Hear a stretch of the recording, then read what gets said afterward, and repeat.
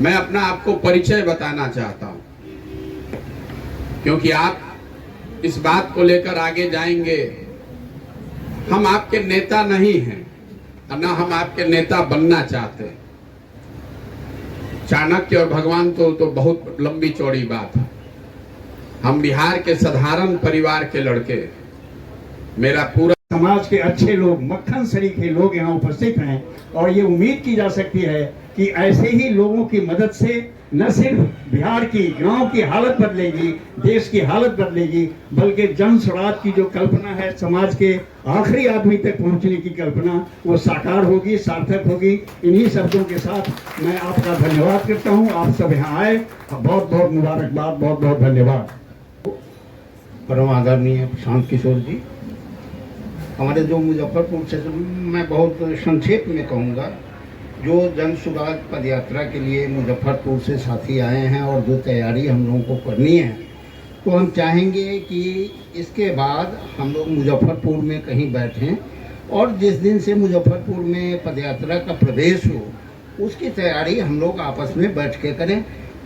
जन सुराज एक, हम जेपी सेनानी रहे हैं, लक्ष्मणदेव बाबू हम साथ में जेल में रहे हैं, तो मेरा एक प्रयास है कि विभिन्न प्रखंडों से आए हुए लोग हैं, जो लोग हैं वो वही हम लोग फिर से विचार करके कहीं बैठे और हमको अपने ज़िले में कैसे तैयारी करनी है, इसकी हम लोग आपस में राय करके बात करें। बहुत बहुत धन्यवाद।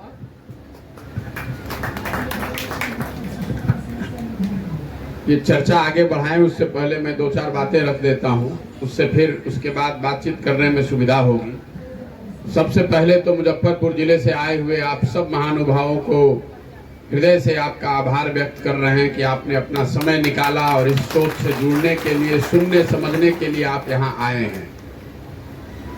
मैं अपना आपको परिचय बताना चाहता हूँ, क्योंकि आप इस बात को लेकर आगे जाएंगे।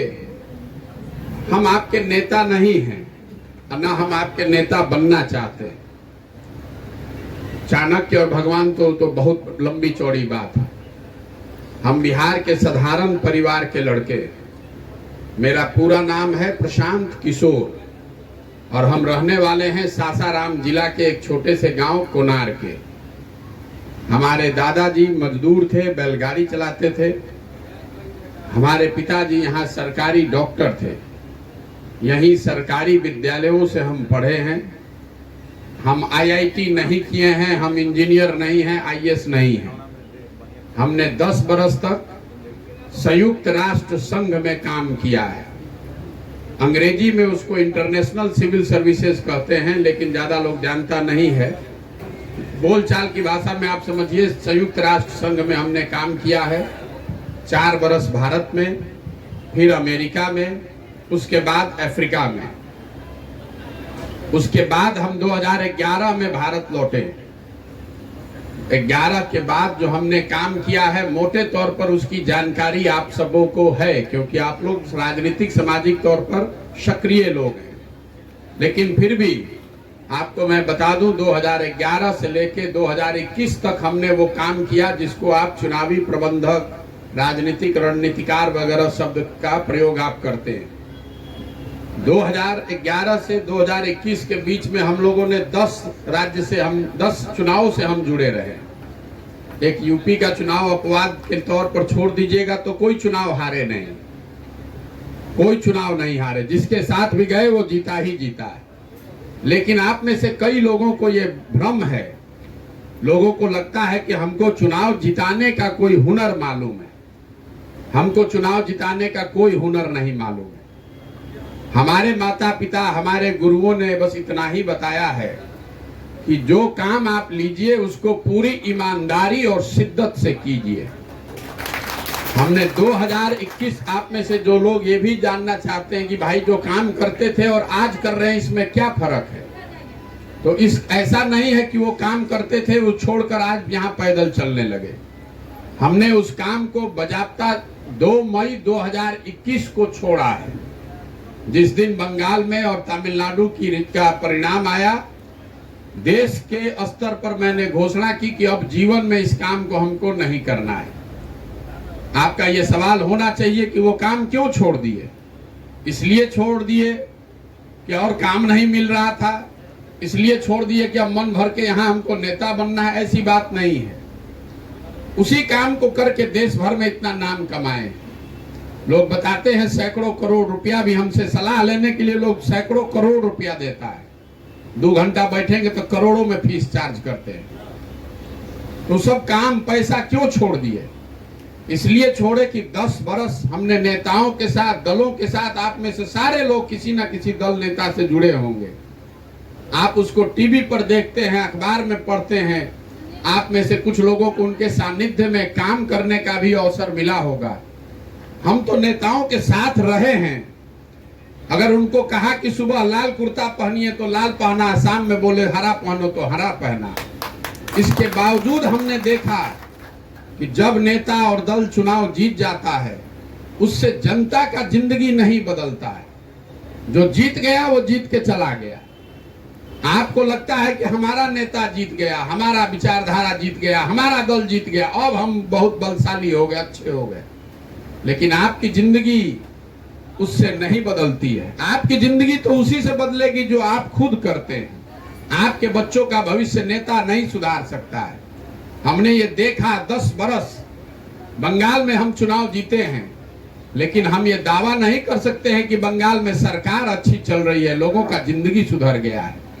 हम बिहार में आगे जीते चाहे हारे, 15 में तो पूरा बिहार जीत गए थे। कैबिनेट हमने बनवाया, लोगों को हमने मंत्री बनवाया, विधायक टिकट दिया, लेकिन बिहार तो उससे नहीं बदला। इसीलिए ये 10 बरस के अनुभव के बाद ये तय किया कि अगर भगवान ने हमको कुछ शक्ति बुद्धि दिया है तो हमको जीवन में ऐसा कुछ करना चाहिए जिससे लोगों का जिंदगी बदले। इसीलिए यहाँ आए हैं वापस। आप में से ज्यादातर लोग जो बहुत जन सुराज को मानने वाले लोग भी हैं, आपके मन में ये शंका है कि सब बात तो ठीक है, चुनाव कैसे जीता जाएगा। तो मेरे भाई, वो चिंता हमारी नहीं है। अगर आप चुनाव जीतने के लिए इससे जुड़ रहे हैं कि प्रशांत किशोर आएंगे, हमारे कंधा पर हाथ रख देंगे तो हम विधायक बन जाएंगे, हमको मालूम है जो जुड़ रहा है ज्यादातर आदमी वैसा ही जुड़ रहा है। अभी आपको निराशा हाथ लगेगी। ये चुनाव लड़ाने का अभियान नहीं है। अगर हम लोग बिहार जीत भी जाए, जन सुराज के बैनर के तहत जीत जाए, तो भी बिहार नहीं सुधरेगा। जब तक भी समाज से सही लोगों को लाकर नहीं जिताया जाए, तब तक नहीं सुधरने वाला। अभी मुखिया जी एक बोल रहे थे, मुखिया जी लोग सुधार देंगे। 8,500 मुखिया कर यहाँ 1,50,000 जनप्रतिनिधि बिहार में जीत कर आता है। नीचे से लेके ऊपर तक सब सड़ गया है। कुछ लोगों को अपवाद पर छोड़ दीजिए तो मुखिया ठेकेदार हो गए हैं। कहाँ मुखिया कोई बचा है? 100 में 2 गो 4 गो 10 गो मुखिया लोग बचे हैं। बाकी उनका भी काम वही है, 20% दे के पैसा लाइए और 20% नीचे जो ठेकेदार है उसको दीजिए, जो बीच में बचता है वो काम कराइए। मुखिया की गलती नहीं है। हम हर गांव में कह रहे हैं। 1.5 साल 2 साल पहले मुखिया का चुनाव हुआ। आपने 2001 का भी मुखिया का चुनाव यहाँ देखा है, और पिछले 2 वर्ष में जो चुनाव हुआ है वो भी आपने देखा है। 500 रुपया पर, मुर्गा भात पर, पाउच पर लोगों ने वोट दिया है। तो ये बड़ा प्रयास है। 8 महीना, 8 जिला आने में हमको 11-12 महीना लग गया। देखिए हम कितना बेवकूफ हैं। बड़े बड़े नेता राहुल जी चले कन्याकुमारी से कश्मीर पहुंच गए 6 महीना में। हम इतना बेवकूफ है, इतना ढीला चल रहे हैं, हम एको दिन छुट्टी नहीं लिए, एक दिन घर नहीं गए हैं, यहीं कैंप में रहते हैं। जाड़ा हो, बरसात हो, गर्मी हो, यहीं रहते हैं। इसके बावजूद 7 जिला करने में 1 बरस लग गया, 11 महीना लग गया।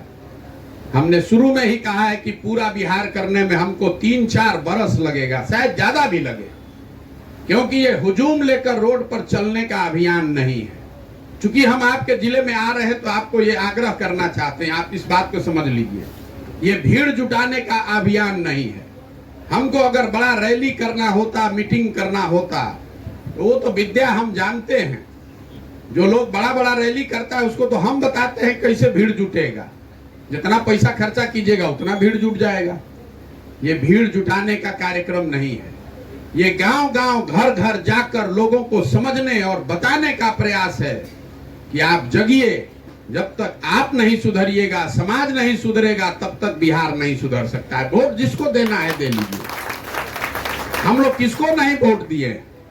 आपने कांग्रेस का राज देखा, आपने लालू जी का राज देखा, नीतीश को देखा, आप मोदी जी को भी देख रहे हैं। क्या बदल गया बिहार में? बिहार वो राज्य है जिसको सारे नेताओं ने और दलों ने इसके हाल पर छोड़ दिया है। और ये बात हम अपने व्यक्तिगत अनुभव से बता रहे हैं। जिसको भी आप कांग्रेस में सबसे बड़ा नेता मानते हो, भाजपा में जो देश का नेतृत्व कर रहे हैं, सबसे बैठे हैं, बात किए हैं कि सर बिहार के लिए कुछ होना चाहिए। हर आदमी कहता है ना ठीक है, वो अब इससे ज्यादा नहीं सुधरेगा, धीरे धीरे सुधरेगा, ज्यादा मत उस पर दिमाग लगाइए। 40 MP हम लोग के लिए कर्ज बन गया है, हम लोग के लिए अभिशाप बन गया है। कांग्रेस ने हम लोगों को बेच दिया कि भैया MP आता रहे बिहार में, चाहे जो होता है वो हो। भाजपा भी उससे अलग नहीं है। अभी आपने 2020 में भाजपा को जिता तो दिया था, किसने रोका था उनको बिहार की जिम्मेवारी लेने से? किसने रोका था कि आप बिहार की जिम्मेवारी लेकर इसको सुधारिए? वो रोका था उनका लालच कि कहीं हम गड़बड़ करेंगे तो हमारा जो 39 गो MP जीत कर गया है वो कहीं गड़बड़ा ना जाए। तो जिस बिहार को दलों ने, नेताओं ने, सब ने छोड़ दिया, उसको सिर्फ और सिर्फ बिहार के लोग सुधार सकते हैं।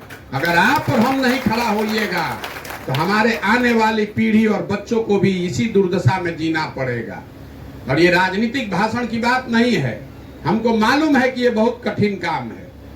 50 बरस की जमी हुई इकाई है, लेकिन अगर हमारे जैसे किसी आदमी का हिम्मत नहीं पड़ेगा तो किसका हिम्मत पड़ेगा बिहार में? इसलिए ये प्रयास कर रहे हैं। 2 बरस लगे कि 10 बरस लगे, किए बगैर मानेंगे नहीं। 2011 में जब हम आए थे देश में, और अगर हम आपको कहते कि चुनाव प्रबंधन कोई चीज है जिसमें लड़के आकर बड़े बड़े नेताओं को, दलों को बताएंगे कि चुनाव कैसे लड़ा जाएगा, बदले में पैसा भी लेंगे, तो आप हंसते, आप कहते ये कोई बात है? लालू जी, नरेंद्र मोदी, ममता जी, नीतीश कुमार आपसे सलाह लेंगे? आपको कितना आता है राजनीति? एक बार में नहीं माना। 2012 में जीते, 2014 में जीते, तो जितने भाजपाई समर्थक कहते अरे भाई प्रशांत किशोर क्या किए, वो तो मोदी का लहर था।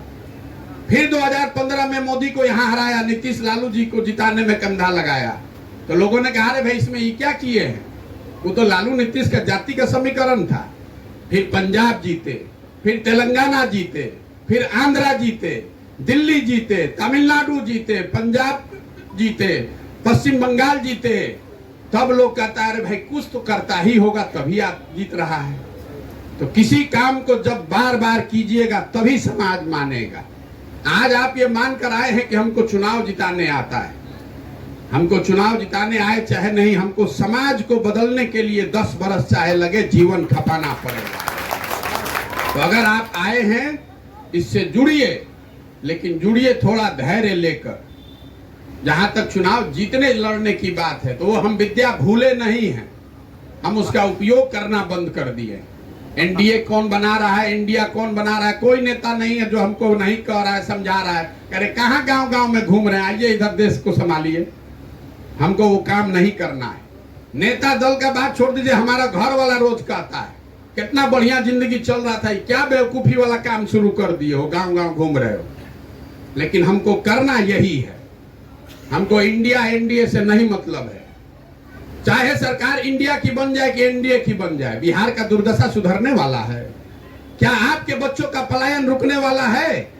चाहे मोदी जी तो बैठे हैं ना 9 बरस से, बिहार का पलायन रुक गया। गुजरात में बन रहा है बुलेट ट्रेन। हम एक उदाहरण रोज देते हैं क्योंकि यहाँ भाजपा के आंख बंद करके समर्थक हैं। हम लोग कहते हैं कि हम लोग जाति पर वोट देते हैं। जरा बताइए मोदी जी के जाति के कितने लोग बिहार में रहते हैं? ये वही समाज है, जातियों से ऊपर उठकर आपने मोदी जी पर भरोसा दिया है। मोदी जी 9 बरस से प्रधानमंत्री हैं। बिहार के लिए उन्होंने कुछ किया कि नहीं, इसको छोड़ दीजिए। बिहार के लिए उन्होंने कुछ प्रयास किया कि नहीं, छोड़ दीजिए। बिहार में विकास हुआ कि नहीं, सब बात छोड़ दीजिए। तो बहस का बात है। जितने भी मोदी समर्थक लोग हैं, हमने भी मोदी जी का झंडा ढोया है 2014 में। आप जब उनका नामों नहीं जानते होंगे तब हम उनका काम करते थे। लेकिन आज 9 बरस के बाद आपको खुली चुनौती दे रहे हैं। 9 बरस से वो आदमी प्रधानमंत्री हैं। अगर बिहार के विकास के लिए, काम की बात नहीं कर रहा हूं, बिहार के विकास के लिए अगर एक बैठक उन्होंने किया है, आप सब राजनीतिक आदमी, एक प्रमाण हमको दिखा दीजिए कि मोदी जी ने आज बिहार के विकास के लिए बैठक किया, काम हुआ कि नहीं, छोड़िए, आप हमको उसका प्रमाण दिखा दीजिए। हम कल से मोदी जी का झंडा लेकर चलने को तैयार है। 9 बरस में जिस आदमी को 1 घंटा समय नहीं मिला बिहार के लिए बैठक करने के लिए, उसको हम लोग आंख बंद करके बंधुआ मजदूर के तरह फिर जाकर मई में वोट देंगे तो आपके हमारे बच्चों का भला कैसे होगा? ये सिर्फ लालू नीतीश की बात नहीं है। लालू नीतीश ने तो पूरे राज्य को मजदूर का फैक्ट्री बना दिया पूरे बिहार को अनपढ़ मजदूर। लेकिन कांग्रेस और भाजपा ने भी हम लोग के साथ न्याय नहीं किया है। तो कल चाहे एनडीए जीत जाए कि इंडिया जीत जाए, बिहार के लोगों को अपनी चिंता करनी पड़ेगी। तमिलनाडु जब देश आजाद हुआ तो हम लोग तमिलनाडु से आगे थे, बराबर के राज्य थे। बिहार तमिलनाडु से आगे था। आज तमिलनाडु बिहार से 6 गुना बड़ा राज्य बन गया। वहां तो ना एनडीए है और ना इंडिया है। वहां के लोगों ने अपनी ताकत से खड़ा किया है। उसको मोदी जी ने तमिलनाडु नहीं बनाया है, सोनिया गांधी, राहुल गांधी ने तमिलनाडु को नहीं बनाया है। तमिलनाडु के लोगों ने अपनी व्यवस्था बनाई। तो अगर बिहार को सुधारना है, और व्यवस्था एक दिन में नहीं बनी, आप जाकर पढ़िए। पेरियार और अन्ना दुरई ने 20 बरस तक गांव-गांव जाकर संघर्ष किया, तब जाकर नई व्यवस्था खड़ी हुई। एक दिन में ये नहीं हो सकता है, चाहे आप जितने होशियार हैं। इसलिए आपसे आग्रह है, जब आपके जिले में आ रहे हैं, अगर आप इससे जुड़ना, चुनाव लड़ना है, तो भैया जो पहले से पार्टी है उसी में चले जाइए। ये ना दल है न हम आपके नेता हैं, हम ये व्यवस्था बना रहे हैं। आपको लगता है कि दल तो बनबे न करेगा, इसमें फर्क क्या है? बिल्कुल जमीन आसमान का फर्क है। अगर दल हम बनाएंगे, उसमें आप जुड़िएगा, तो आपको हमारे पीछे ही चलना पड़ेगा। अगर हम में मान लीजिए योग्यता है भी, तो इसका कोई गारंटी नहीं है कि हमारे लड़के में भी योग्यता हो। लेकिन अगर दल हम बनाए हैं तो हमारे बाद हमारा लड़का ही होगा। ये गलती सोनिया गांधी और लालू यादव का नहीं है। उसके जगह आप और हम रहेंगे तो हम भी अपने लड़के को ही बढ़ाएंगे। कोई अगर कहता है कि हम अपने लड़का को छोड़ के आपको बढ़ाएंगे, तो आपको झूठे बोल रहा है। देख रहे हैं ना कि वंशवाद के नाम पर ही जेपी सेनानी लोग बैठे हुए हैं। यही परिवारवाद के नाम पर सबसे ज्यादा जो आंदोलन करने वाले लोग हैं, वही सबसे ज्यादा परिवार को बढ़ा रहा है। बिहार का एक आंकड़ा देखकर हम खत्म करेंगे, फिर आपसे यात्रा पर आपके विचार सुनेंगे। आप राजनीतिक लोग हैं, लेकिन आपको मालूम नहीं होगा, पूरे बिहार में पिछले 30 साल में जितने लोग एमएलए एमपी बने हैं, चाहे जिस दल से बने हो, आप सबका नाम लिखिएगा, किस परिवार से आते हैं लिखिएगा, तो आपको पता चलेगा कि पूरे बिहार में 1250 परिवार के लोग ही आज तक एमएलए एमपी बने। सामान्य आदमी, सामान्य राजनीतिक कार्यकर्ता को अवसर नहीं है। बिहार में 3.5 करोड़ परिवार रहते हैं, 13 करोड़ आबादी है, लेकिन राज 1250 परिवार के लोग ही करेंगे। मैं क्यों भाजपा की बात कर रहा हूं? क्योंकि आपको लगता है कि लालू जी ने परिवारवाद शुरू कर दिया। अरे लालू जी तो फसल काट रहे हैं। आप भाजपा का दशा देख लीजिए। यहां पर अभी बनाया है अध्यक्ष सम्राट चौधरी को। सम्राट चौधरी के बाबूजी कौन है? शकुनी चौधरी जी। शकुनी चौधरी जी कांग्रेस के राज में मंत्री होते थे। जब लालू जी का दौर आया तो उसमें भी शकुनी चौधरी मंत्री बने। जब नीतीश जी का दौर आया तो उसमें भी विधायक और मंत्री बने। जब मांझी जी का दौर आया तो उसमें भी मंत्री थे। और आज जब भाजपा का दौर दिख रहा है तो उसमें भी उन्हीं का लड़का बनेगा। कोई सामान्य कुशवाहा नेता नहीं बन सकता है। ये परिवारवाद की ताकत यहाँ बिहार में लोगों ने बना दी है। इसको अगर तोड़ना है तो बहुत मेहनत करनी पड़ेगी, बहुत ताकत लगाना पड़ेगा। तो जब मैं आपके यहाँ आ रहा हूँ, कम से कम 30 से 35-40 दिन मुजफ्फरपुर में रहूंगा। मैं कोई स्टेज नहीं आपको हमारे लिए बनवाना है। आपके गांव पंचायत से जब हम गुजर रहे हैं तो आपके गांव में आप जिसको भी बुलाना चाहते हैं बुला लीजिए। हम 10 आदमी के सामने भी बोलते हैं और 2000 आदमी रहेगा तब भी बोलेंगे। स्टेज नहीं लगाते हैं, कोई पब्लिक रैली नहीं करते हैं, लोगों से मिलने का कार्यक्रम है। आपके गांव, आपके पंचायत से गुजरे, अगर आपकी इच्छा है कि आपके यहाँ ये संवाद हो तो हम वहां पर आपके यहाँ रुककर संवाद कर सकते हैं। ये संभव नहीं है कि हर गांव में जाया जाए, लेकिन हम जाएं या नहीं जाएं, कोई ना कोई हमारा साथी हर व्यक्ति तक जरूर पहुंच रहा होगा। जहां तक संगठन बनाने की बात है, तो मेरा शुरू से जो चलने से और अभी में जो अंतर आया है, मैंने शुरू में ये घोषणा की थी कि पूरे बिहार में जब हम ये यात्रा पूरी कर लेंगे तब संगठन बनाकर आगे निर्णय लिया जाएगा। चूंकि समय इतना लग रहा है और जो राजनीतिक लोग हैं वो जहां पर तैयार हो जाते हैं, कहते हैं भैया हम लोग अपना यहाँ तो लड़ाई शुरू करें, तो ये तय हुआ कि भैया जिस जिले की यात्रा खत्म हो जाए वहां का संगठन बना दिया जाए। संगठन बनाने के बाद जो लोग भी जन सुराज से जुड़ेंगे, आपको ये स्वतंत्रता होगी कि आप आपस में बैठ के तय करें कि आपको चुनाव लड़ना है कि नहीं लड़ना है। अगर आपने तय किया कि लोकसभा का चुनाव लड़ना है कि विधानसभा का चुनाव लड़ना है, जो लोग भी मिलकर तय करेंगे। मान लीजिए आपने अभी एक यहाँ सभा में 200-250 लोग बैठे हैं, आप लोग मुजफ्फरपुर में ये सभा कीजिएगा, 2000 आदमी रहेगा। ये सामान्य पब्लिक नहीं है, आप सबके पीछे हजारों लोग हैं, सैकड़ों लोग हैं। आपने मिलकर तय किया कि लोकसभा का चुनाव लड़ना है, तो इसी सभा से मंथन करके दिन भर में निकाला जाए कि कौन उम्मीदवार होना चाहिए, और जो भी उम्मीदवार आप चुन दीजिएगा उसी के पीछे जो आप 10 बरस से सुने हैं हमारे बारे में, मेरा साधन, व्यवस्था, मेरी बुद्धि, शक्ति, सब उसी के पीछे लगेगा कि उसको जिताया जाए। यही उपाय है।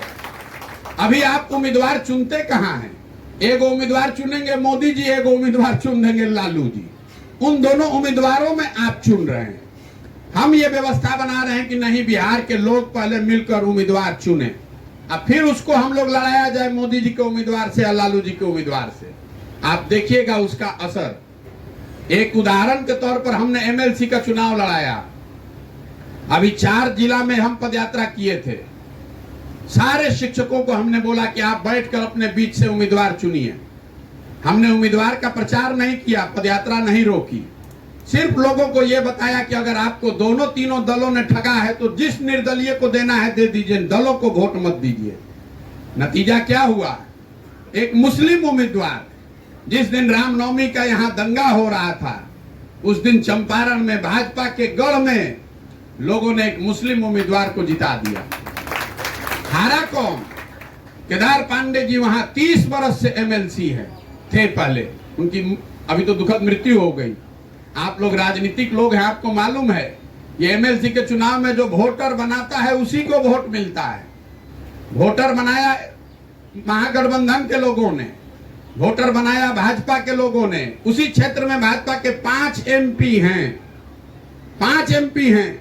भाजपा के नेतृत्व से ने पूछा भाई किसको टिकट दिया जाए, पांचों ने बैठक में साइन करके दिया कि भैया जिसको दे दीजिएगा हम लोग जिता देंगे। भाजपा के उम्मीदवार को 450 वोट आया। केदार पांडे जी के लड़के, जिनको कि उनके पिताजी के मृत्यु की सहानुभूति थी, उनको दूसरा 3000 वोट आया। जो उम्मीदवार जीत कर निर्दलीय आया उसको 4000 वोट आया। ये ताकत है लोगों की। और जो जीता उसका छोड़ दीजिए, 3 निर्दलीय उम्मीदवार ऐसे हैं जिनको दलों से ज्यादा वोट आया।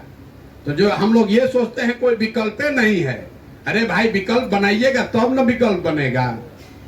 अगर एक निर्दलीय आप खड़ा कर दीजिए ताकत से, तो जो दल वाले नेता हैं वो भी आकर कम से कम आपको पूछेंगे। भले आप उन्हीं के साथ घूमिएगा, हम आपको ये भी बता रहे हैं, जिस दल के साथ घूमना है घूमिए, लेकिन कम से कम आपको पूछेगा, उसको डर लगेगा कि नहीं कोई दूसरा विकल्प जनता के पास है।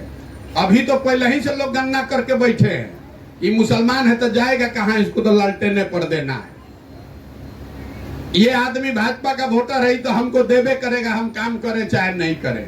तो 5-5 वर्ष लोगों ने सांसदों का मुंह नहीं देखा है। ये व्यवस्था बनाइएगा तो आपकी पूछ बढ़ेगी, आपका काम बढ़ेगा, आपकी ताकत बढ़ेगी। जितना हारना तो भगवान के हाथ में है, वो प्रयास होगा तो आप जीतिएगा भी, लेकिन कदम बढ़ाइएगा। तो जो आदमी अभी आपकी मजबूरी है, चाहे जिस उस एमपी से, विधायक से आप जितना नाराज हैं, आपको अंततः उसी का झंडा उठाकर फिर घूमना पड़ेगा। हम कह रहे हैं कि विकल्प बनाइए, और इस विकल्प के डर से भले भाजपा के साथ रहिएगा, भले कांग्रेस और आरजेडी के झंडा ढोइए, लेकिन विकल्प बनाइएगा तो वो भी आपको इज्जत देगा। आज तो आपको वो भी इज्जत नहीं दे रहा है। पूरा बिहार को बंधुआ मजदूर बना दिया। आधा आदमी भाजपा के डर से लालू जी का बंधुआ मजदूर हो गया, आधा आदमी लालू जी के डर से भाजपा का बंधुआ मजदूर हो गया। काम करे चाहे न करे। इसलिए आपसे आग्रह है, जो रूट है आप उसमें जो सुझाव देना चाहते हैं, हमारे साथी घर घर जाकर आपसे मिल रहे होंगे, उनको अपना सुझाव दीजिए। हर आदमी ये कोशिश मत कीजिए कि आपके गांव में चले आए। आप तो इससे जुड़े ही हुए हैं। आप उस जगह पर बताइए जहां जाने का कुछ फायदा है। और एक ही कई चीजें एक ही बार अगर जाते रहेंगे तो उसका फायदा नहीं है। अगर मुजफ्फरपुर में ही हम 3 महीना रहे तो उसका क्या फायदा है? फायदा तो तब है जब आप कहिए कि भैया आप 20 दिन में करके जाइए, उसके बाद हम लोग इसको उठाएंगे, आप तब तक सीतामढ़ी निपटाइए, तब न दम है। हर आदमी सोचता है हमारे घर में आके भैया चाय पी लीजिए। तो चाय पीने का, मिठाई खाने का, स्वागत सत्कार, व्यक्तिगत मुलाकात के कई अवसर जीवन में आएंगे। गाड़ी से आप आएंगे तो आपके घर भी आ जाएंगे। तो अभी उस चीज में न पड़े। समाज के नजरिए से अगर आपको लगता है कि नहीं यहाँ जाना चाहिए, तो कुछ जो लॉजिस्टिकल समस्या है उसको ध्यान में रखते हुए, जैसे रात में अगर रुकना है तो हमारे साथ जो सैकड़ों लोग चल रहे हैं, उसका रहना खाना उसका तो व्यवस्था करना पड़ेगा। आपको वो व्यवस्था नहीं करनी है, लेकिन आप कहिएगा कि भैया बगले में यहाँ रुक जाइए, तो बताइए कैसे उठा के वहां कर देंगे? तो नहीं संभव है।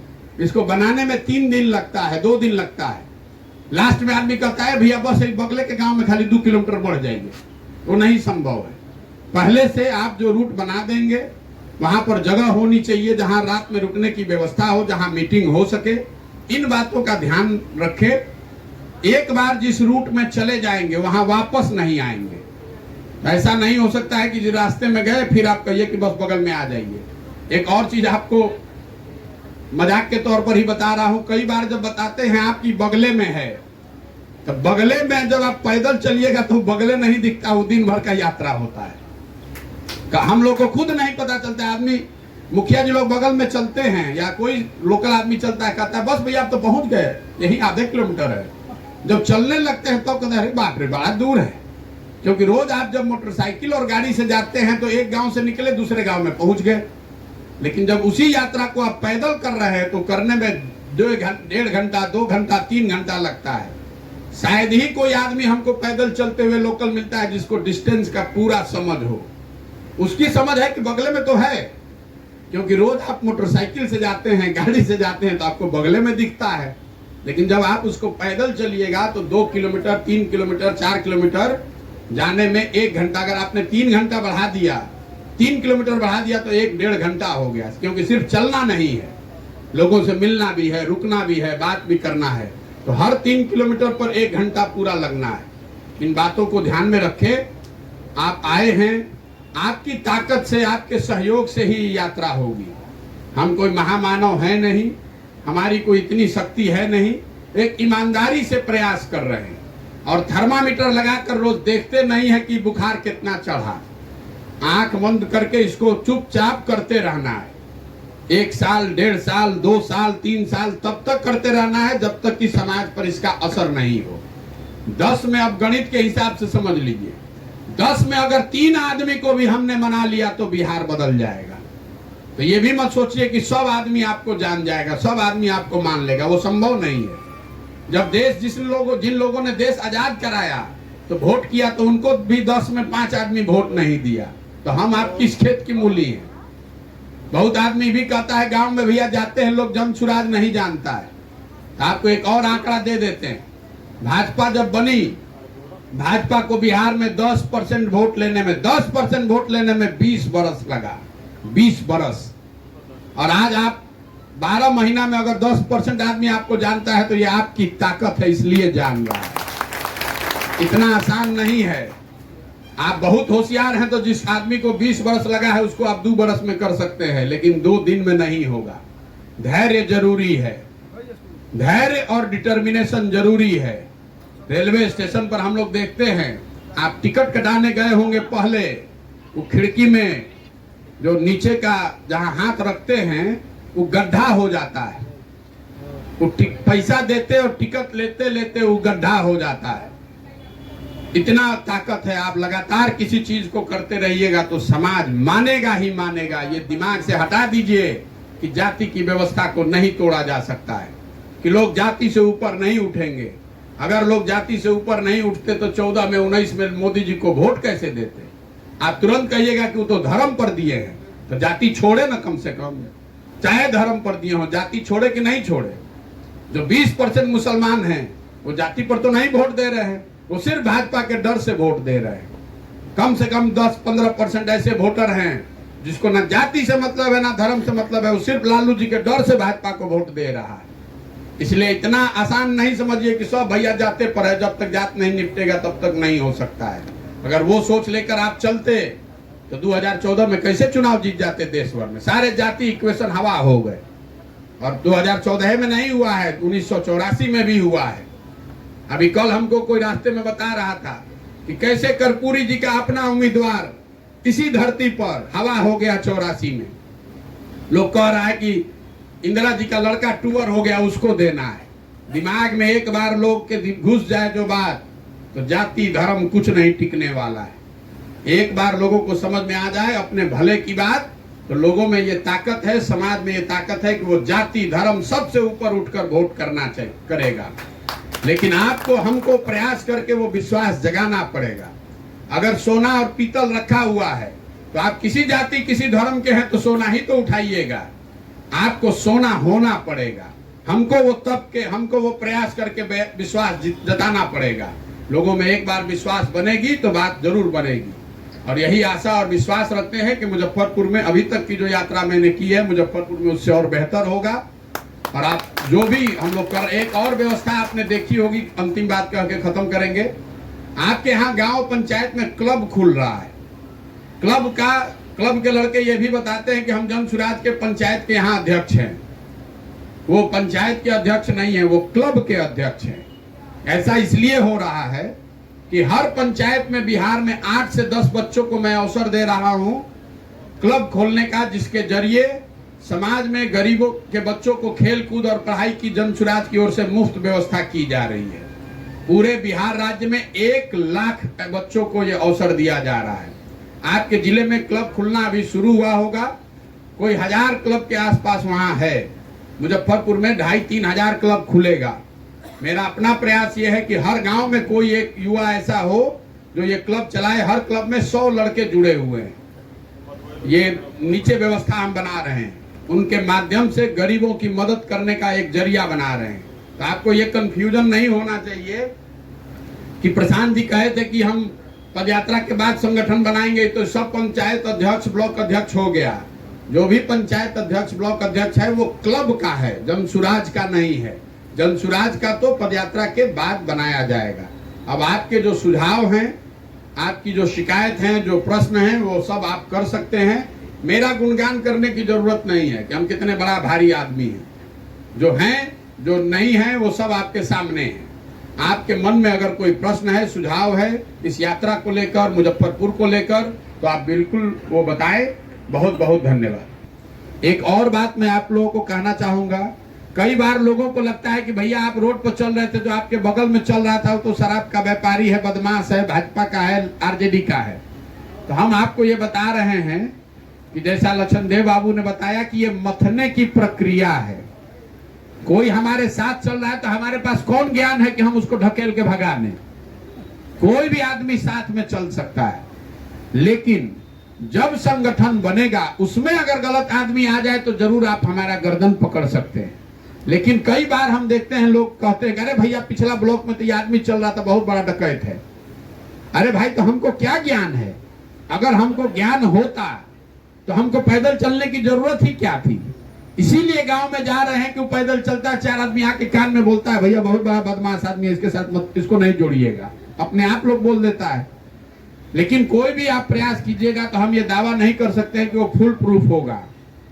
इस पूरी व्यवस्था को बनाने के पीछे जो परिकल्पना है, अभी आप देखते हैं कि जो समाज में अच्छा आदमी भी राजनीति में है तो कहता है क्या करे भैया, सिस्टम इतना खराब है कि हम लोग अच्छा आदमी भी रह के हमको खराबे बनना है।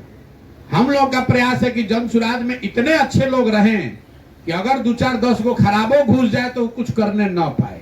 क्योंकि हम ये गारंटी नहीं दे सकते हैं कि एक भी गलत आदमी नहीं आएगा। मुंह पर अच्छा बोलकर लोग जुड़ जाते हैं, जब आगे काम करेगा तो वो फिर उसमें से अपने आप हटेगा। लेकिन ये रास्ता ही इतना लंबा है कि कोई उस तरह का आदमी टिकने ही वाला नहीं है। 2 वर्ष उसको पैदल चलना है तो अपने घबरा कर भागता है कि अरे बाप रे बाप, कोई उपाय नहीं है।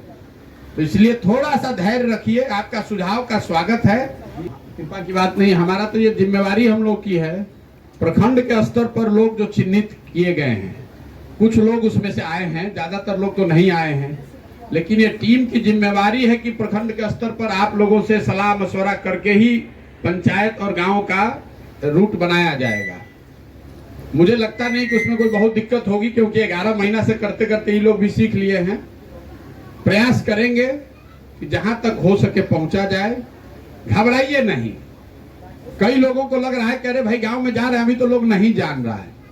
साल भर पहले जितने लोग जानते थे उसके मुकाबले तो ज्यादा जान रहे हैं। ये हमारे तर्कस का अंतिम तीर नहीं है, ये पहला तीर है। ऐसा 10 गो बुलेट अभी और रखे हुए हैं। पदयात्रा में अगर 10 में 5 आदमी भी जान गया तो और बाकी 5 का उपाय आगे इसके बाद किया जाएगा। अभी हम अकेले चले हैं, समझ। जब हम वहां से मुजफ्फरपुर से निकलेंगे तो आपको 50,000 लोगों को जोड़कर देकर जाएंगे। वो 50,000 आदमी आगे बढ़ाएगा। और ये व्यवस्था तो अभी शुरू कर रहे हैं, भरोसा रखिए। हम चुनाव, मैंने पहले कहा कि चुनाव लड़ने लड़ाने की जो बात है वो काम हमने छोड़ दिया है, वो विद्या भूले नहीं है। जब चुनाव लड़ने की बारी आएगी तो गियर बदला जाएगा, चुनाव लड़ा जाएगा। लेकिन और चुनाव हम लड़ने के लिए लड़ते ही नहीं है, जब लड़ेंगे तो जीतने के लिए ही लड़ेंगे। लेकिन ये काम जो प्रयास है, ये चुनाव लड़ने के नजरिए से अगर आप संगठन बनाएंगे तो ज्यादातर जगहों पर हम लोग भी यही करते हैं कि कौन मजबूत आदमी है, कौन चुनाव जीत सकता है, किसके पास साधन है, व्यवस्था है, लोग है। ये अभियान मजबूत आदमी के ढूंढने का नहीं है, ये अभियान सही लोगों को ढूंढने का अभियान है। सही के पीछे ताकत लगा के, पैसा साधन लगा के, व्यवस्था लगाकर उसको मजबूत बनाया जा सकता है। मजबूत को जिता दीजिएगा तो उसको सही बनाने का कोई रास्ता नहीं, जरूरी नहीं है कि आप सही बना दीजिए। इसीलिए बहुत सोच समझ के हमने लिखा है सही लोग। ये मजबूत लोगों का आधार नहीं, हर प्रखंड में ऐसा मजबूत आदमी आपको मिलेगा जो कहता भैया आइए ना 5,000 का आपका मीटिंग कराएंगे। लेकिन वो मजबूत है तो वो मजबूती का पूरा दुरुपयोग भी आगे करेगा। तो थोड़ा धीरज रखिए, यात्रा होने दीजिए। आज मुजफ्फरपुर में जितने लोग जानते हैं, जन सुराज से जुड़े हुए हैं, मैं आपको दावे के साथ अनुभव के आधार पर पिछले 1 साल के बता सकता हूं कि जब पदयात्रा वहां से गुजर जाएगी, चाहे हम 4 पंचायत जाएं कि 14 पंचायत जाएं, 10 गुना इसमें आपको सीधा इजाफा आपको घर घर के चर्चा में दिखेगा। और जब वो दिखे तभी आप जुड़िए। जैसे हम जाकर समाज को जांच रहे हैं, परख रहे हैं, तो आपके पास भी अवसर है हमको जांचने का, परखने का कि जो प्रशांत किशोर कह रहे हैं ये कर पा रहे हैं कि नहीं पा रहे हैं। अगर करें, ठीक लगे, अपने गांव पर समुदाय, पंचायत, मित्रों, दोस्तों से बात कर लीजिए। और अगर वो कहे कि नहीं ये रास्ता ठीक है, तभी इससे जुड़िए। हमको इतना आदमी आकर मिलता है, कहता है भैया हम कभी नहीं आपसे जुड़ते, हमारा लड़का बंगलोर में है, रोज फोन करके कह रहा है बाबूजी जाइए प्रशांत किशोर से जुड़िए। नए लड़के, जब दबाव आप पर होगा आप सोचिए समझिए, उसके बाद ही जुड़िए। हमारे कहने पर भरोसा मत कीजिए, हम सबको कह रहे हैं, हमारे कथनी पर बिल्कुल भरोसा मत कीजिए। आप पीछे ठगे गए हैं, हम भी आपको ठग सकते हैं। हमारे कथनी पर नहीं, हमारे करनी पर जाइए। जो हम कर रहे हैं वो देखिए, 11 महीना से चल रहे हैं कि नहीं वो देखिए। अगर एक दिन भी बिहार छोड़कर गए हैं तो बताइए, एक दिन भी गाड़ी पर चढ़े हो तो बताइए। हम 11 महीना से अपना जीवन खपाए हुए हैं कि नहीं। तो जो हम कर रहे हैं यही हम लोग के शास्त्रों में माता पिता ने सिखाया है कि कथनी पर नहीं करनी पर जाइए। और अगर विश्वास बने तो आप जुटिए, आप जुटिएगा तो अपने आप ताकत बन जाएगा।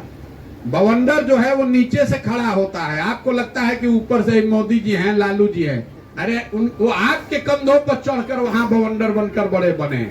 आपने कंधा हटाया तो कहानी खत्म। हम लोग देखे हैं ना, आप कहते हैं मोदी जी का 14 में हवा था, अरे आप ये कभी बैठ के सोचते हैं कि हवा कैसे बना? किसी से पूछिएगा हवा कैसे बना तो कहेगा कि अरे भैया बस हवा था मोदी जी का। फिर बहुत पूछिएगा तो कहेगा कि फेसबुक पर बहुत बढ़िया सोशल मीडिया पर चला हवा बन गया। भैया हवा बनाने के लिए बहुत पसीना बहाना पड़ता है, एक दिन में हवा नहीं बनेगा। समंदर के किनारे जब आप खड़ा होइएगा तो लहर जब दूर रहता है तो समंदर एकदम शांत दिखता है। जब आकर आपको पानी आपके शरीर में लगता है तो आपको लगता है अरे बाप रे तो बहुत बड़ा लहर था। जब बह गया तो उसके बाद बैठ के टिप्पणी करने वाले लोग, टीवी और दैनिक जागरण जैसे अखबारों में लिखने वाले लोग कहते हैं कि बहुत बड़ा मोदी का हवा था। अरे भैया ये ना बताओ कि हवा बनेगा कैसे? ये तो आप ज्योतिष लोग को देखते होंगे ना, बताता है कि प्रधानमंत्री के कुंडली में कौन सा ग्रह बढ़िया जगह पर, इसीलिए बढ़िया ऑरेटर है। इसमें क्या खूबी है? जब बन गए प्रधानमंत्री तब न गणना कर रहे हैं। ये गणना करके न बताइए कि अगला प्रधानमंत्री कौन होगा, तब ना आपका विद्वता है। ये बताइए कि नया हवा कैसे बनेगा। नया हवा ईमानदारी से बनेगा, प्रयास से बनेगा, पसीना बहाने से बनेगा, वो सिर्फ हवाबाजी करने से नहीं होगा। रूट को लेकर बहुत ज्यादा चिंतित मत होइए, आपके सलाह के बगैर कोई रूट नहीं बनेगा।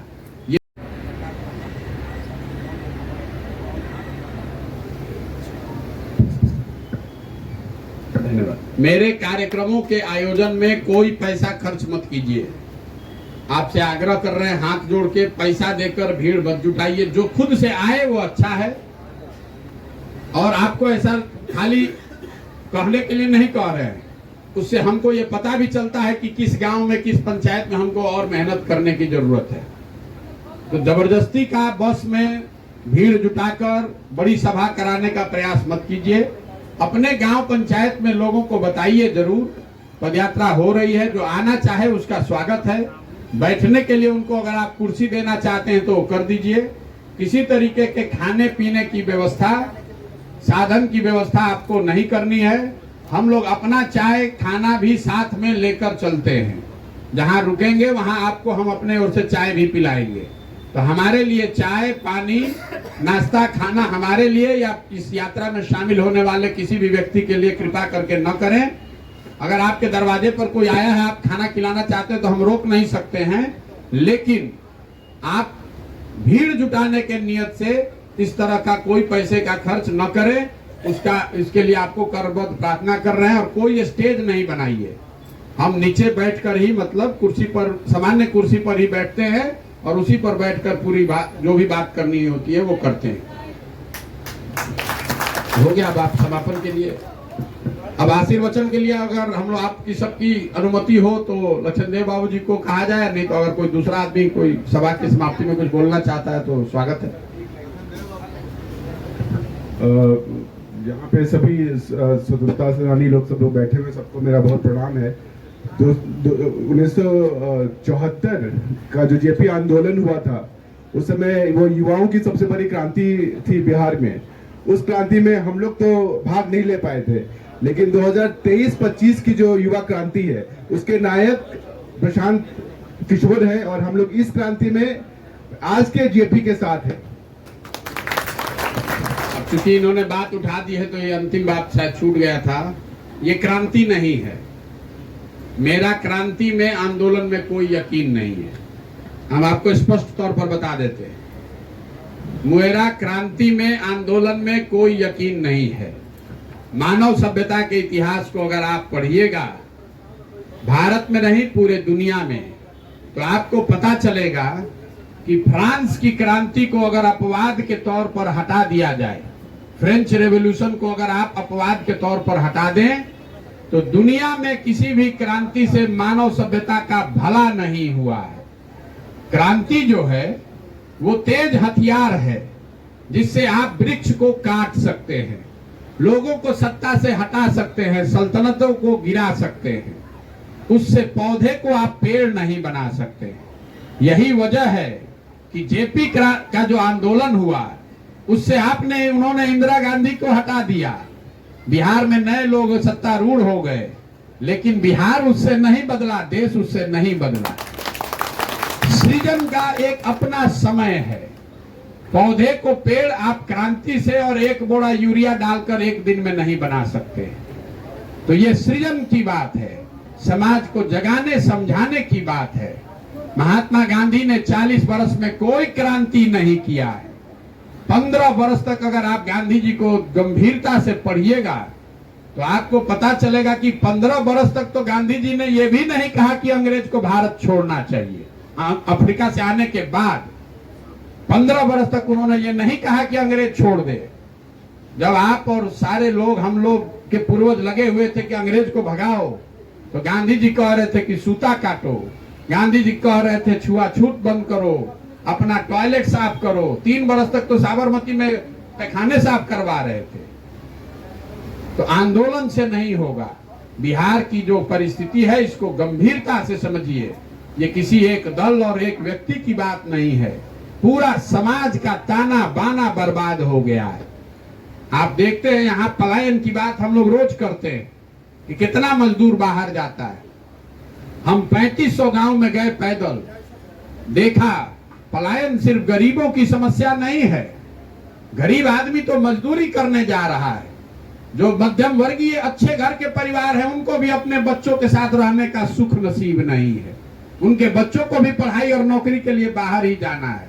हम अगर आज बिहार में आए हैं तो हमको अपने बच्चे के साथ रहने का सुख नहीं है। मेरा बच्चा आएगा ही नहीं बिहार।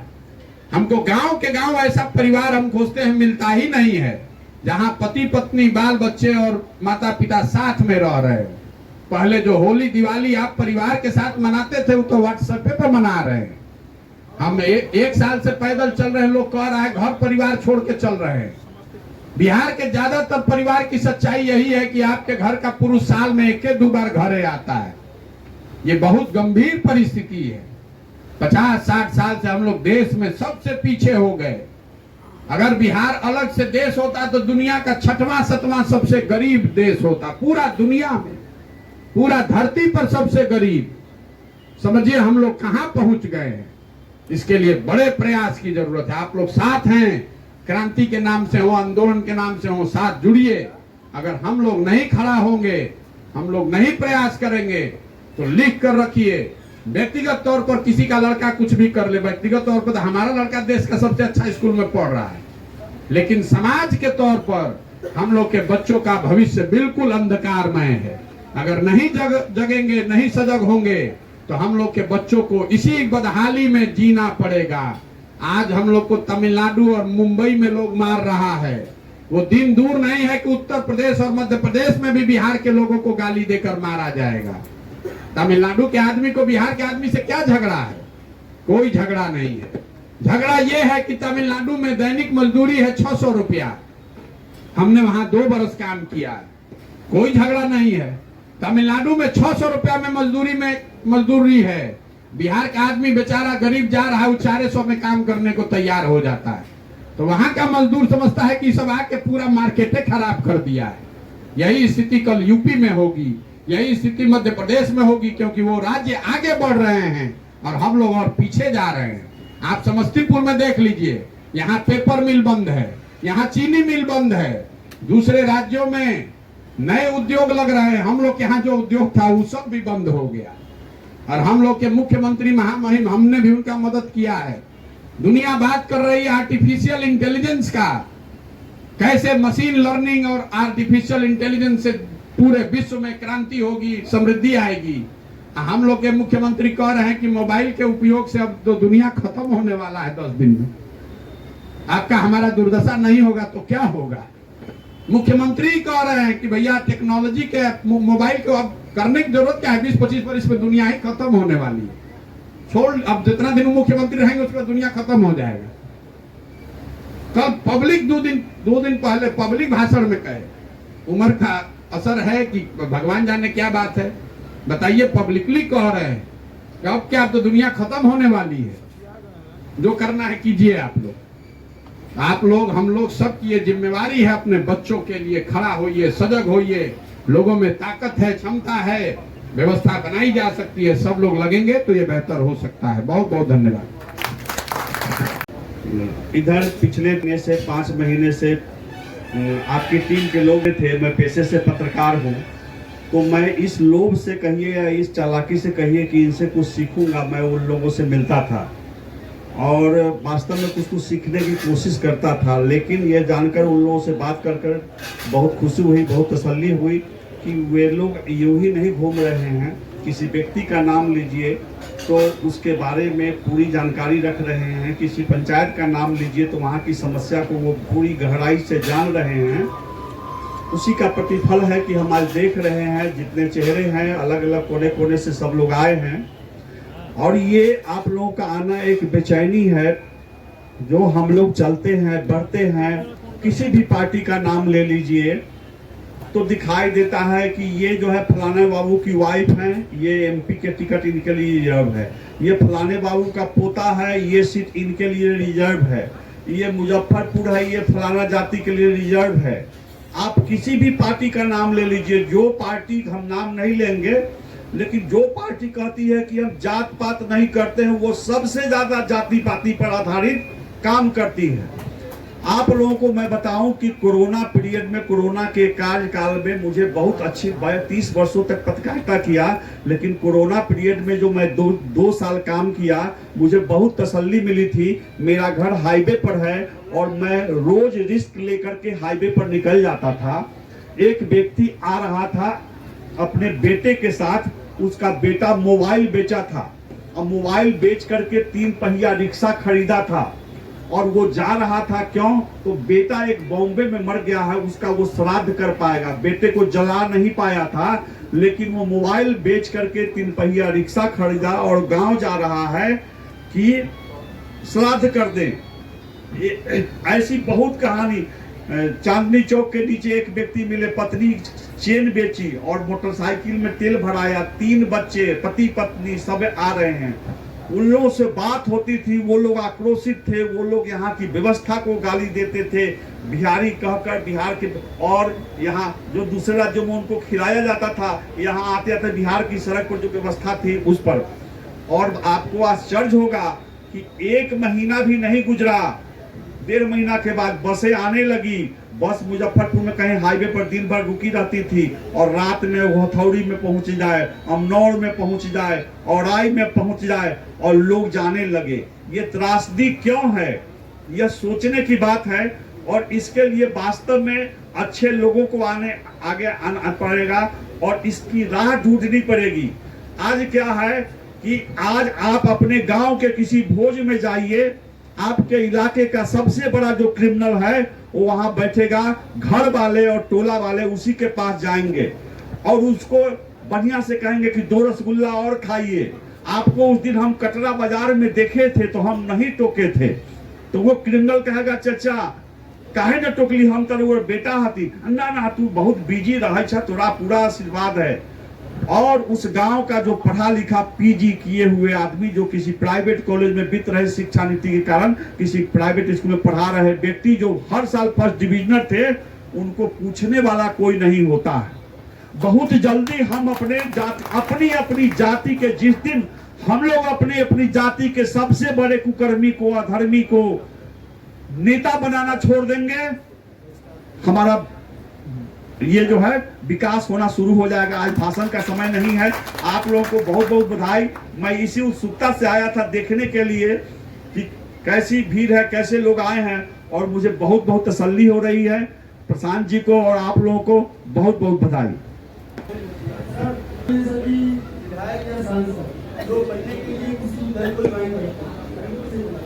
इसी पे सवाल, लोग क्यों बनना चाहिए? सिर्फ इसलिए कि 5 साल रुकना है और फिर 60 साल, 80 साल, 90 साल, 100 साल जिएंगे। नहीं, देखिए ऐसा है कि ये मान लेना कि हर आदमी जो चुनाव लड़ रहा है वो लूटने के लिए लड़ रहा है, ये ठीक नहीं है। लेकिन सिस्टम ऐसा है। अभी आपने पत्रकार महोदय ने कहा कि अच्छे लोगों को आना पड़ेगा। ग्रीस के एक दार्शनिक है, नाम आपने सुना होगा, प्लेटो। आज से सैकड़ों साल पहले जब ग्रीस में लोकतंत्र वहीं से शुरू हुआ है, हम लोग दावा करते हैं वैशाली से शुरू हुआ है, विवाद है, चलिए। प्लेटो ने कहा कि अगर लोकतंत्र में आप अच्छे लोग भागीदार नहीं बनिएगा तो इस बात के लिए तैयार रहिए कि कोई मूर्ख आदमी राजा बनकर आप पर शासन करेगा। तो बिहार में जो स्थिति है, कि जितने अच्छे लोग अपने को समझते हैं, हम आपको माने ना माने, आप अगर अपने को अच्छा समझते हैं तो आप और आपका परिवार कह रहा है भैया कुछ करना, राजनीति में मत जाना। हमने अपने परिवार के बारे में भी कहा, हम राजनीति में दिन रात रहते हैं, फिर भी हमारे परिवार के लोग क्या कह रहे हैं, अरे भाई बिहार क्यों नहीं, कहाँ इस सब चक्कर में, सुधरने वाला नहीं है, छोड़िए छोड़िए, इससे अलग रहिए। नतीजा ये हुआ है 25-30 साल यही सोच रहने से कि समाज का हर अच्छा आदमी कट गया या काट दिया गया, और जितना चोर चुहेड़ बदमाश इडियट है वही मूर्ख, वही राजा बन गया। उसी की आरती उतारी जा रही है, उसी के पीछे लोग घूम रहे हैं, और सब समाज में यही स्थिति है। कोई एक दल एक व्यक्ति की बात नहीं है। तो जब तक उसको, और हमारी जो भूमिका है इतनी ही है कि आपको वो हिम्मत दे, आपको वो बल दे। मैं रोज कहता हूं मैं नेता नहीं हूं, इसका सूत्रधार हूं। देखिए घड़ा जो है वो तो मिट्टी और चाक से बनेगा। कोई भी कुम्हार कितना भी हुनरमंद हो तो घड़ा बना सकता है, जब तक मिट्टी और चाक नहीं होगा तो घड़ा नहीं बनेगा। कुम्हार का काम है कि अगर मिट्टी और चाक अच्छा है तो थोड़ा सा सहारा दे ताकि खड़ा हो जाए। तो हमारी भूमिका उस कुम्हार की है।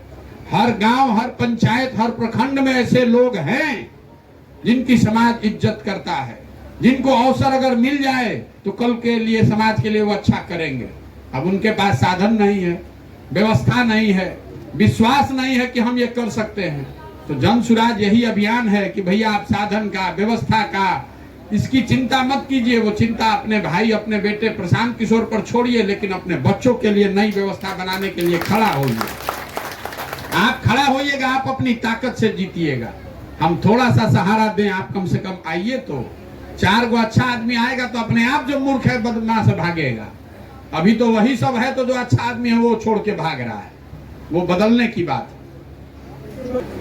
काफी देर से हम सब लोग यहाँ बैठे हैं और इस यात्रा के मुजफ्फरपुर प्रवेश का इंतजार कर रहे हैं।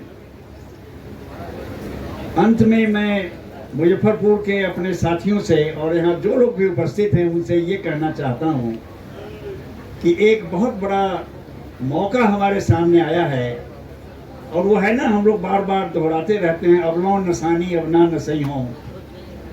अब तक जो है 75 वर्षों की आज़ादी के बाद, और तो आप जाने दीजिए, गांव की शिक्षा समाप्त होने की कगार पर खड़ा है, खेती बिल्कुल मृत्यु के करीब पहुंच गई है, पूंजी का कोई अवसर नहीं है गांव में, और तो जाने दीजिए हम आज तक एक मुट्ठी अनाज की गारंटी हर आदमी को नहीं दे सके। और हमारा जो देश है, हमारे देश के प्रधानमंत्री भी बहुत गौरव कहते हैं कि हम देश के लोगों को 5 किलो अनाज दे रहे हैं जो 4 किलो मिलता है। ये तो गौरव की बात नहीं है, बहुत शर्म की बात है कि हमारे देश के 80 करोड़ लोग आज भी 4 किलो अनाज के लिए कतार में खड़े हैं। और तो जाने दीजिए, क्या कोई दावा कर सकता है कि हमने भारत के तमाम लोगों के लिए, बिहार के 13.5 करोड़ लोगों के लिए पीने का शुद्ध पानी उपलब्ध करा दिया है? पानी तक आज तक शुद्ध उपलब्ध नहीं हो सका सारे बिहार के हर आदमी के लिए। मेरा ये कहना है कि ये स्थिति इस कारण है कि गांव बिल्कुल निश्चेष्ट हो रहा है। गांव अपनी चेतना और अपनी जो इच्छा शक्ति है उससे सरेंडर कर रहा है, वो उससे पीछे हट रहा है। अगर थोड़े शब्दों में मैं कहूं तो ये कह सकता हूं कि गांव की आवाज बंद हो रही है। गांव के सामने सारे कर्म कुकर्म अपकर्म हो रहे हैं। हम चुपचाप तटस्थ होकर बैठे हुए हैं। ये बहुत चिंताजनक हालत है। गांव की आवाज अगर बंद होगी तो ये देश कहीं का नहीं रहेगा।